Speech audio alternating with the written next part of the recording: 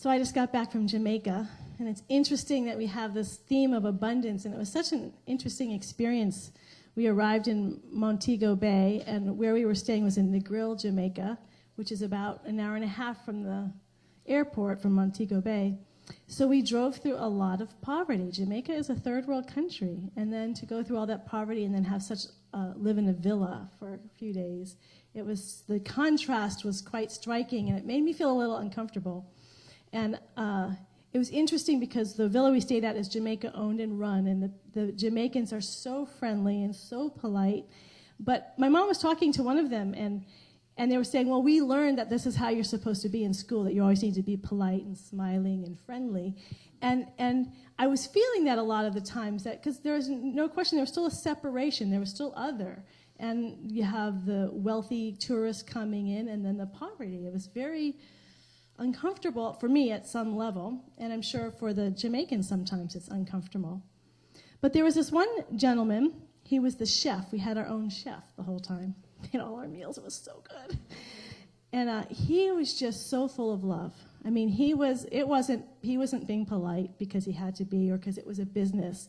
He loved cooking, and he wanted to give through cooking, and the food he made was delicious, and the joy with which he cooked was just so clear. It was so clear that his heart was wide open. So after I did the ceremony, I think they had a hard time wrapping their head around a woman minister. But once they actually saw me do the ceremony, they realized I wasn't lying. And I had to have the whole robe and the stole, look very formal. And so then I was in the kitchen, and he just started talking to me all about God. And it was beautiful. He must go to a Pentecostal-type church, because every time he talked about God, he'd clap his hands. And so he's sitting in the kitchen, he's clapping his hands and talking about how everything he does for the love of God, and he just allows God to flow through him. And you could feel it. You could feel it in all that he does. And from that incredible love of what he does, there was one gentleman who came and loved his cooking, so now he's flown to New York for a few months out of every year to be this man's personal chef. He shared a story of a man that came and didn't have any money for the cab. He only had $10 to his name at the time on his body, and the cab cost $80. So the chef paid for the cab ride and took care of him, fed him, nurtured him, and then when the American was ready to go, he got him a ride to them back to the airport and got him on his way. Turns out the guy he helped was very wealthy and just sends him thousands of dollars now. And all this good came to him, but never because he's striving for the good. He's never working for the good. He's working out of his love for God. Everything was this incredible devotion and joy. And it was such a clear difference of doing good because we think we're going to get something, or we're told we should. So good, being polite and kind versus for an agenda, versus just doing it out of the love of God, the love of being alive. And that's the entire intention of this talk today about joyous generosity. That when we are truly giving, generosity is defined as giving liberally, not from our small self, not from a limited self, but just giving effusively over and over without limit. And so when we're coming from that place without an agenda, without wanting to get something, there's pure joy, because in that giving, we are receiving.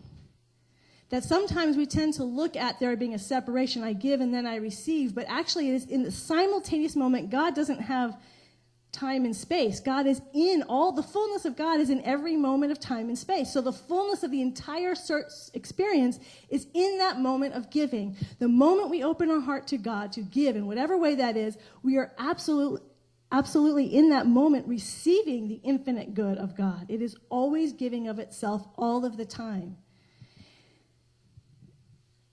This is a really important, it seems very simple to live, but we forget in time and space that this is true. We get caught up in the time that passages. And so what we as a spiritual practice, that's my only point today.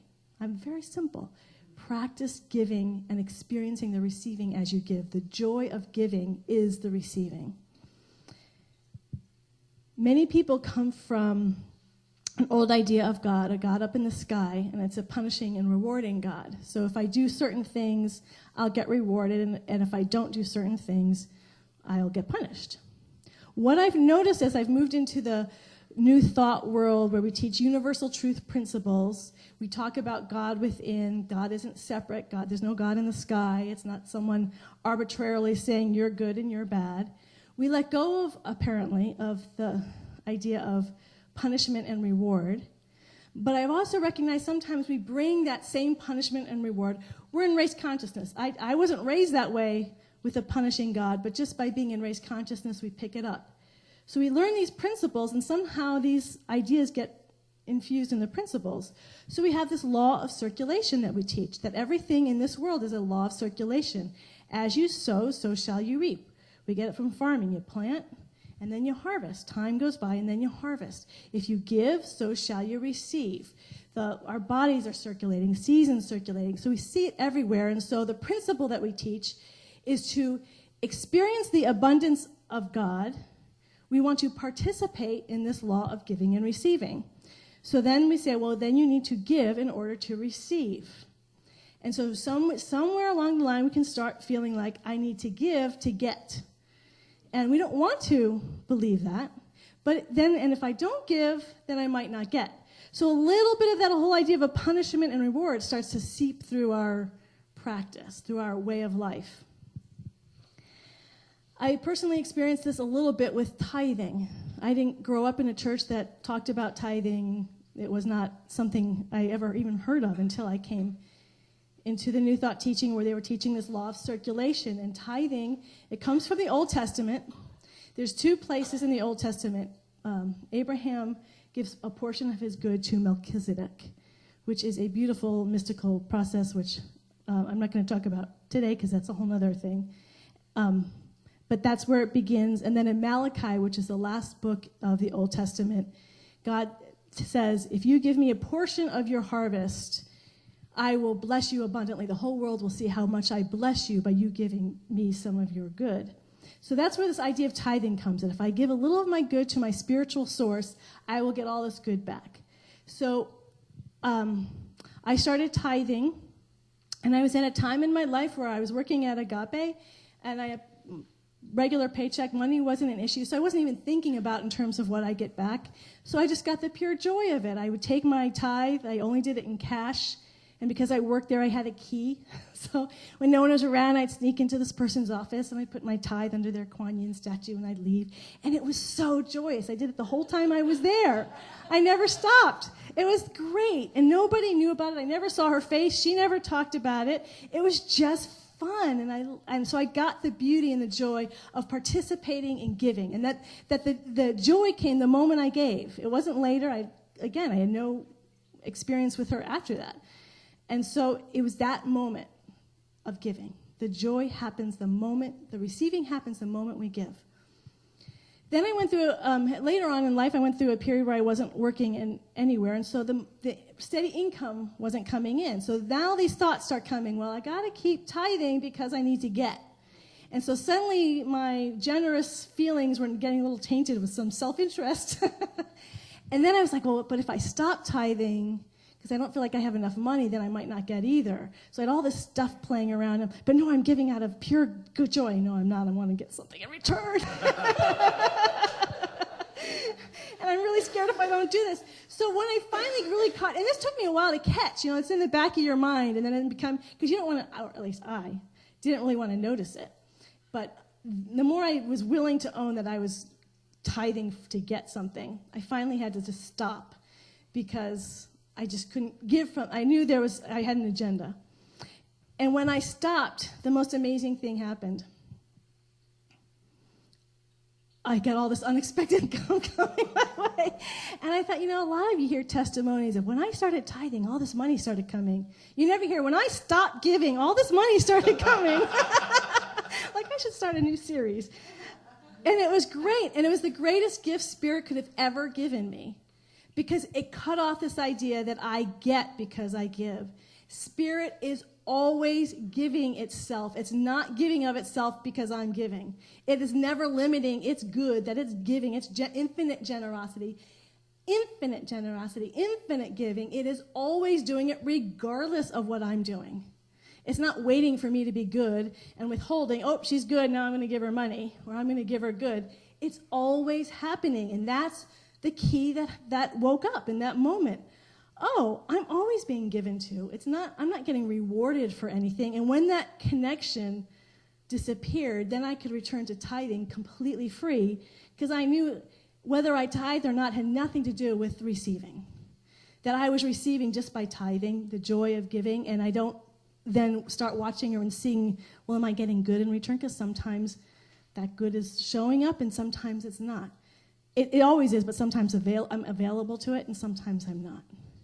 So the joy of giving is back for me, but it's coming not from getting anything, because we recognize that Spirit always gives of itself unconditionally, no conditions. That's the greatest thing in our purpose statement. We are here to learn that God is unconditional love. If we can learn anything in our lifetime on this planet Earth, is to know that God is unconditional love, that we don't need ever to do anything to deserve or receive that infinite love. But then there are people who have discovered this joy of giving, and they give and they give and they give, and they get depleted and exhausted and tired. And I've been thinking about Jack's beautiful song, Learn to Receive, and we've talked a lot about learning to receive. And so it's just recently I'm thinking, I don't think we actually need to learn to receive, because that's something very hard to do. It's very passive. But what we need to do is, when we're starting to feel burned out or we're not getting enough, Shunryu Suzuki, the Zen master, was saying that when we get really tired, it's our ego that's tired. So what it's telling us is, now I get tired because I've been giving from my finite self, my limited self, and I'm wanting, sometimes we may start with the pure intention to give, but as we're going on, then suddenly the ego takes over. I got to complete this task, I'm in charge now, or I got to do this, and so suddenly that small self starts to take over. I got to finish this, I got to do this, and that's when we start, or I need to get something because I don't have something. So it's a reminder. We don't need to judge ourselves. It's just a reminder, oh, I'm not giving to myself. I need to give to myself first and foremost. I don't know how many of you are familiar with Anita Moorjani's book. Do you know her? Dying to Be Myself? Dying to Be Me? It's a great book. She's a woman who had a near-death experience.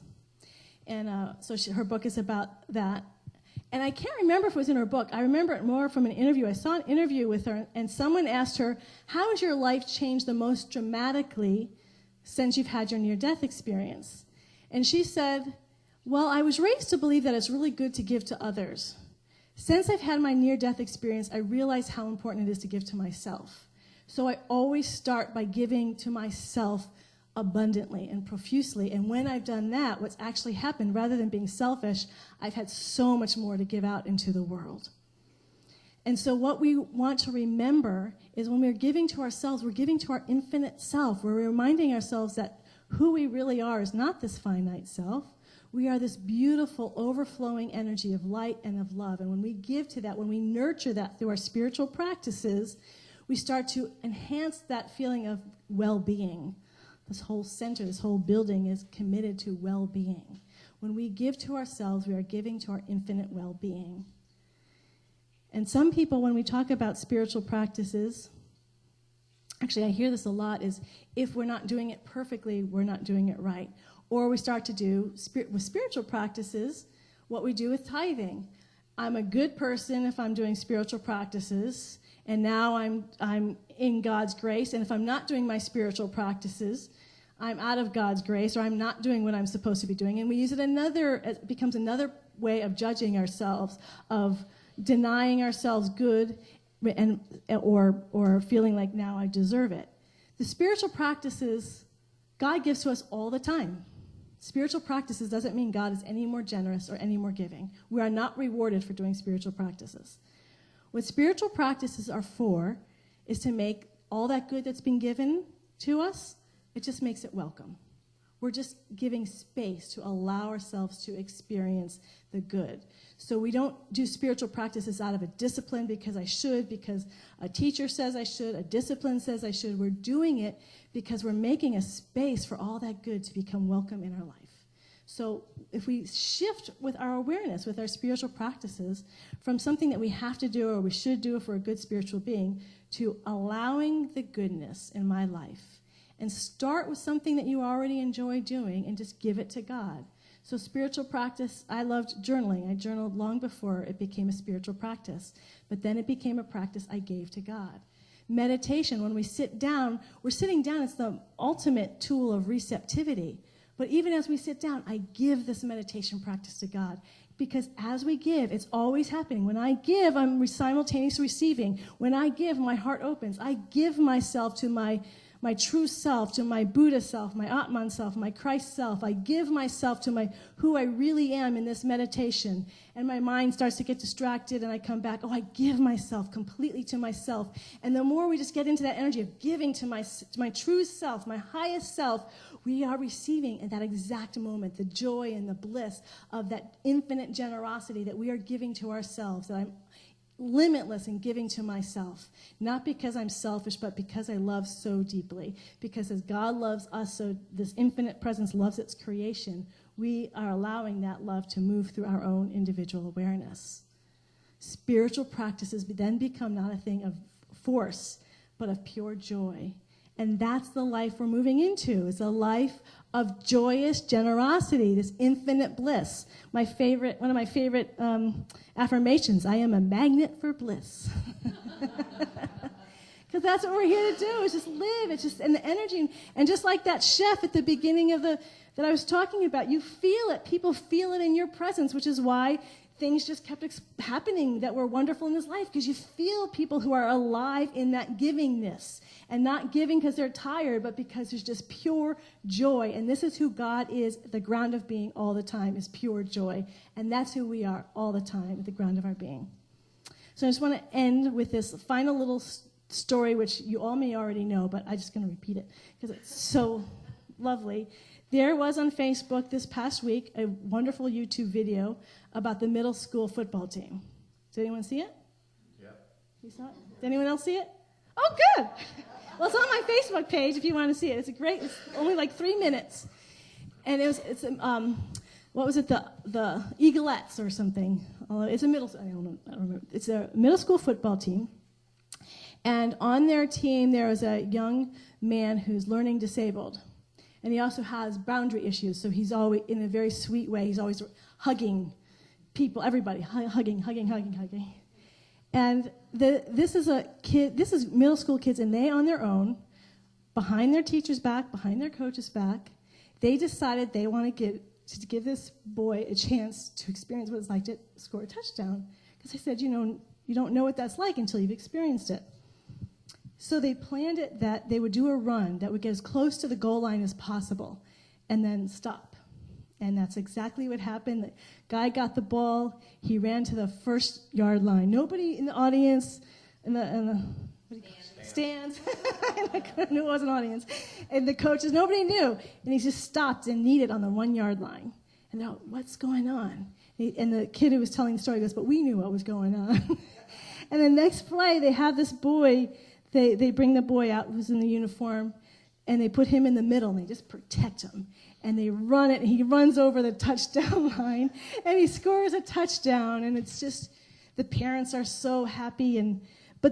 So that's wonderful. And then listening to the boys talk about the experience of watching this boy score a touchdown. And there was one boy in particular, his name was Justice Miller, and he's a good-looking, handsome boy, football team, very clear that he's one of the popular and cool kids. And he said, it wasn't his idea. He goes, it never actually would have occurred to me to do this. I never really thought about he was so honest. He said, I never really thought about anyone else. I just liked being popular and hanging out with my friends. And he said, but when that boy crossed that line, he said, I just felt like I had a smile that would never end. And he said, suddenly I want to make everybody happy. He found the joy of generosity. And he said, I found a happiness that I've never known. And I want to live my life that way. And I'm just crying. That's just and the commentator just ends it with, that's probably the most successful football game. It's one of the most successful games that's ever been played. That's the joy of generosity. The moment we cross that line from worrying about ourselves to giving of God, to giving of love, giving to our own God self and to every God self, we discover that pure, pure joy without agenda, without condition, just pure, unlimited love and joy. So that's my invitation for all of us this week, is to recognize moment by moment, where are we giving from? Where are we giving to ourselves? Where are we giving to our family? Where are we giving to our job? Is it coming from a should, a have to get? Or are we giving it to God? Are we giving it to love? Are we giving it to ourselves to God? Are we giving ourselves to love? And to practice and experience that infinite joy of generosity.